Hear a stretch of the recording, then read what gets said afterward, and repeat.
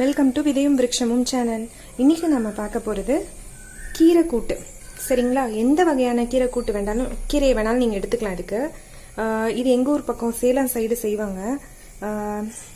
இது இப்போ எப்படி செய்கிறது, என்னென்ன தேவைன்றதை பற்றி பார்க்கலாம் நம்ம. இப்போ நான் கீரை ஒரு கட்டு கீரை எடுத்திருக்கேன், நான் அரைக்கீரை.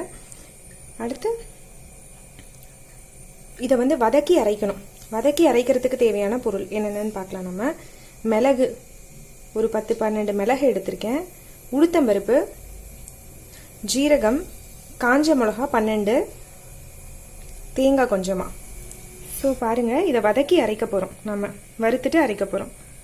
காஞ்ச மிளகா, மிளகு, ஜீரகம், உளுத்தம்பருப்பு, தேங்காய் இந்த அளவு எடுத்துட்டு இருக்கேன் ஒரு கட்டு கீரைக்கு. இப்போ இதை வதக்கிட்டு அரைக்கலாம்.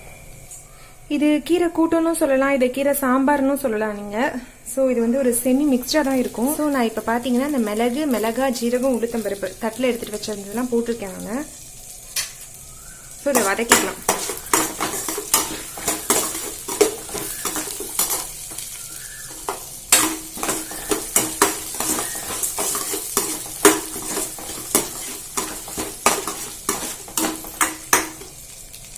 இது நல்லா வதங்கட்டும். ஸோ இப்போ இது நல்லா வதங்கிடுச்சு. இப்போ நான் தேங்காய் ஆட் பண்ணுறேன். அடுப்பை ஆஃப் பண்ணிடுங்க. ஆஃப் பண்ணிட்டு தேங்காய் ஆட் பண்ணுங்க.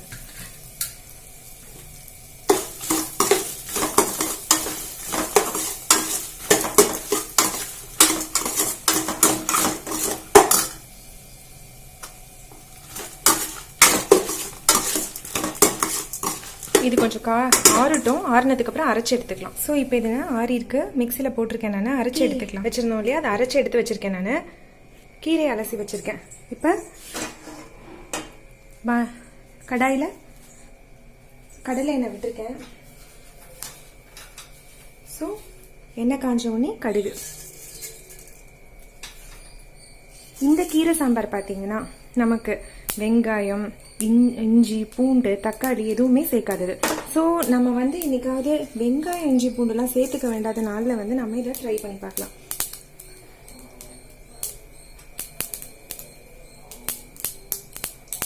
இன்னொன்று மெயினாக பார்த்தீங்கன்னா, சாம்பாருக்கு எப்பயுமே கொத்தமல்லி விதை போடுவோம், அது போடுறது இல்லை. இப்போ நம்ம இந்த ஜீரகம் போட்டிருக்கேன். கடுகு, ஜீரகம், உளுத்தம்பருப்பு, கடலைப்பருப்பு. ஸோ நம்ம ரெகுலராக ஆட் பண்ணுற தாளிப்பு ஐட்டங்கள்.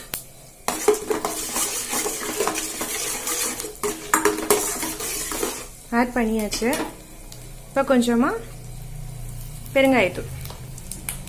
கீரைக்கு நான் கருவேப்பிலை ஆட் பண்ண மாட்டேன். ரெண்டுமே கிரீன் கலரில் இருக்குன்றதுனால குழந்தைங்க சாப்பிட்றச்ச தொண்டையில் சிக்கிக்கும். ஸோ அதனால் க்ரீனான ஐட்டம், இந்த கீரை இந்த மாதிரி ஐட்டம்லாம் சமைக்கிறச்ச நம்ம அந்த க்ரீனிஷான அந்த கருவேப்பிலையை மறுபடியும் ஆட் பண்ணக்கூடாது. ஸோ நமக்கு டிஃப்ரென்ஸ் தெரியாது. அதனால இப்போ என்ன பண்ணுறேன், அலசி வச்சிருக்கிற கீரையை ஆட் பண்ணிக்கிறேன்.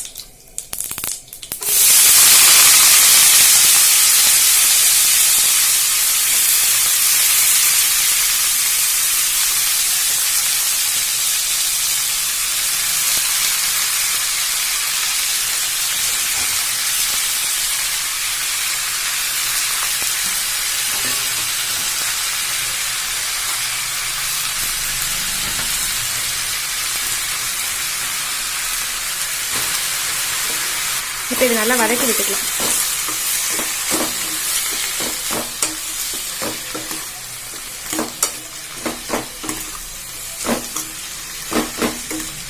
இது நல்லா வதங்கிட்டோம்.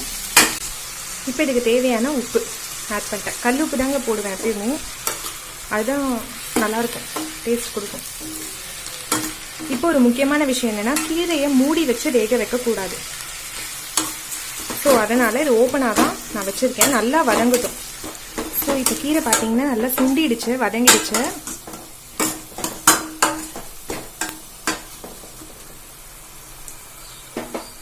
இப்போ நம்ம அரைச்சி வச்சிருக்கிற அந்த பேஸ்ட்டை விட்டுடலாம்.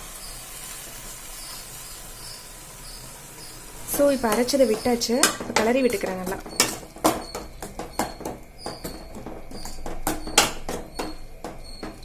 இந்த கீரை சாம்பார் சாதத்துக்கு அவ்வளோ சூப்பராக இருக்குங்க, பிசைஞ்சு சாப்பிட்றதுக்கு. அது இல்லாமல் no onion no garlic recipe. கீரையே ரொம்ப சத்தான பொருள் தான். ஸோ நம்ம மேக்ஸிமம் உணவில் கீரை சேர்த்துக்கிறது ரொம்ப நல்லது. இப்போ நான் கொஞ்சம் தண்ணி விட்டுக்கிறேன். ரொம்ப கெட்டியாக இருக்குது, ஸோ அதனால் கொஞ்சம் தண்ணி விட்டுக்கிறேன்.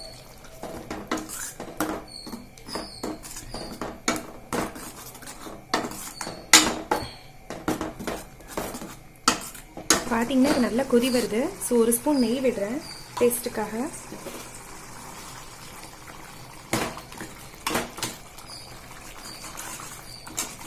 அதான் சூப்பரான ஒரு கீரை சாம்பார் ரெடி ஆயிடுச்சு.